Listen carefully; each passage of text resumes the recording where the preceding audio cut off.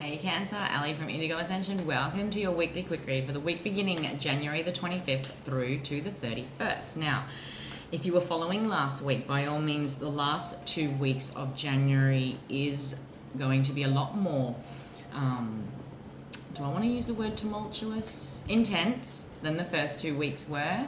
But in many ways, January and February certainly do set the tone for the year ahead. This year, there is a massive focus on Aquarian energy, air energy, with all of our planetary placements, retrogrades as well. So we're pushing into the higher octaves of the mind. That is the potential to really identify what mind mastery means for us and how perceptions and our mind are the key to creating our realities, because it ultimately is from a thought, a concept, an idea that our emotions are sparked, that our energy is driven towards obtaining a goal, whatever that case may be. But it's not until we sort of really embrace the higher octaves of Aquarius and see things from a higher view that we can identify patterning, that we can see the motivations that have driven us and if they're still right for us.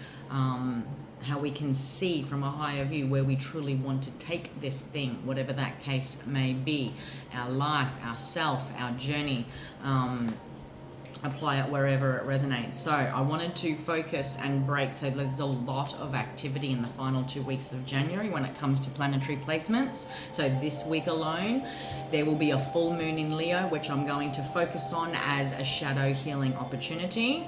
And the rest of it, there's like a massive lighthouse lighting up another area of your life where there will be a lot of heavy Aquarian placement. Okay, so it can't be ignored anymore.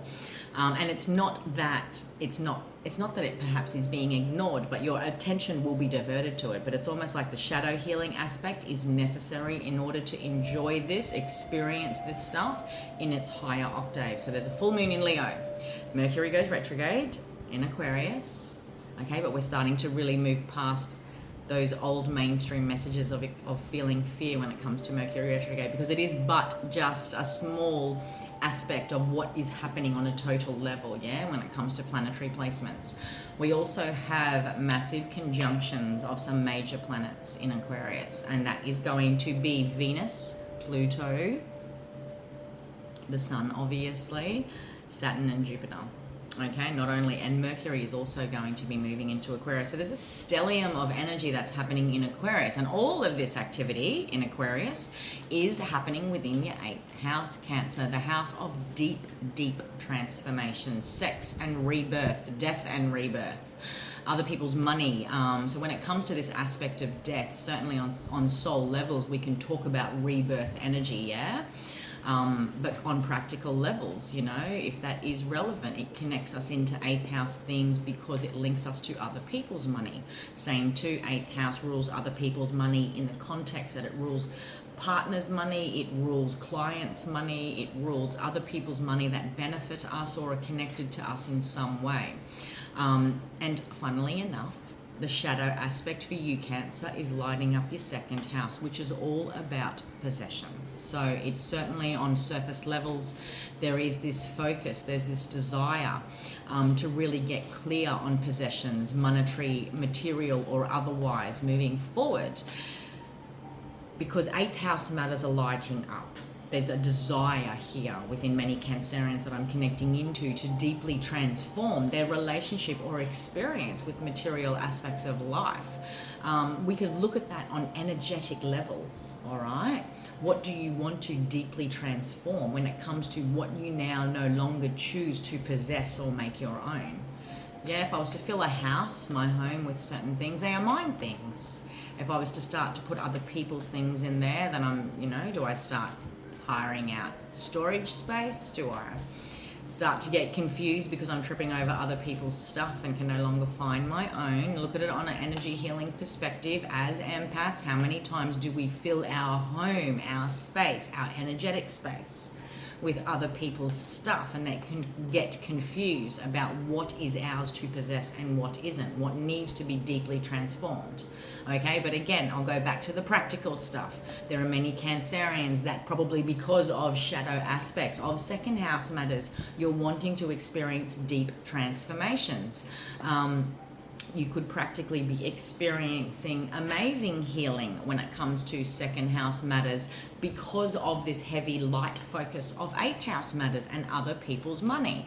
Take it however it resonates. It's going to be unique and different for all. And when I first kicked off the quick reads this year, I still feel the same way in many ways. With each zodiac sign, there are ultimately like 3 levels of experience of this collective energy, okay? Many that are awakening to this need to focus on it. Another layer again are like, okay, let's deal with this shadow stuff. A third layer still of the collective zodiacs that I'm connecting into, no matter what your zodiac sign is, are experiencing the higher octaves and realizations of these placements. So you will know where you're at, Cancer. The sun is underneath the deck for you. Now, let's have a look at this full moon in Leo that's lighting up some shadow aspects and what it is trying to tell you, Cancer. All right? When it comes to second house themes, where have you made yourself your own prisoner? Where have you put boundary lines and not risked sort of smashing glass ceilings in many ways? Where you trapped by perceptions, beliefs around second house matters when it comes to money, when it comes to finance, when it comes to possessions and material aspects of life. Those that are on a spiritual path, you know, in many ways, a lot of us know when it comes to shadow aspects of the material focus of life, there's this disassociation that can happen, which ultimately is a very big merging that needs to happen for many that might identify with that as well. So take it however it resonates. What is yours to possess and what is no longer yours to possess when it comes to how you are trapped by the energy that it creates within your perceptions? Where do perceptions, beliefs, mind mastery need to happen and experience deep healing so that you can experience an aha moment, so you can experience abundance? What does it mean to experience the life force of the sun? All right, there's a lot of clarity here, something from the past, definitions around victory, skills and abilities from the past, okay? Can no longer deceive yourself anymore, Cancer, is what I do want to say, because this perception shift is necessary. Whatever deeper healing needs to happen in the realms of money, how you connect to it, how you associate it, you know, even looking at it simply as an energetic exchange. Okay, where have you identified perceptions where it flows freely and you are experiencing abundance?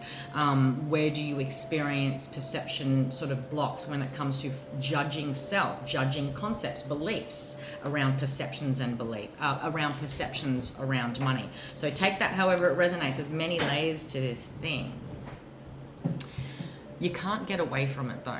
There's something here about patting yourself on the back, this experience around abundantly being able to create and provide for self. Because this is falling in 8th house matters, where do you feel like you need to always just be that for self? Where you feel trapped about not being able to do it any other way. Okay, maybe there's deeper vulnerabilities at play when it comes to 8th house matters. Other people's money compared to the money I make for myself. All right, take it however it resonates.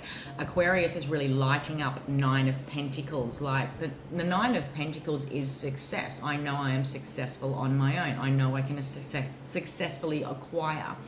But again, it's not falling in 4th house. I mean, it's not falling in communication houses for you guys, but that's just something I got out of that.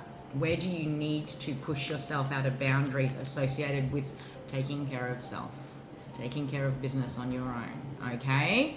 Take it however it resonates, because this full moon in Leo is really going to highlight where you and you alone, Cancer, have been the prisoner of your own mind.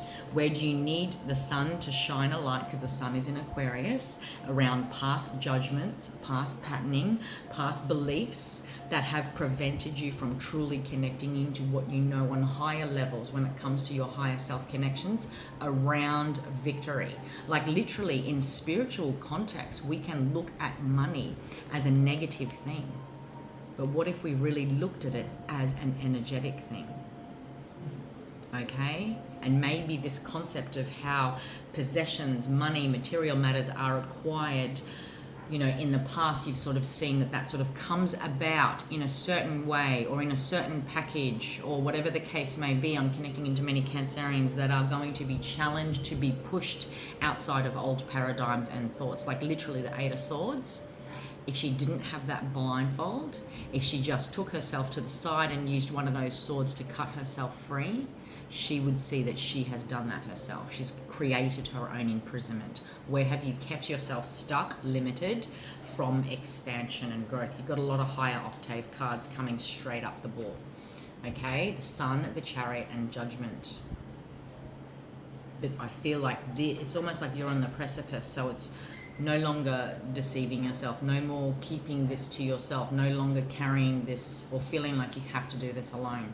All right, perception shifts are at play, and we all know that cognitive dissonance isn't always comfortable.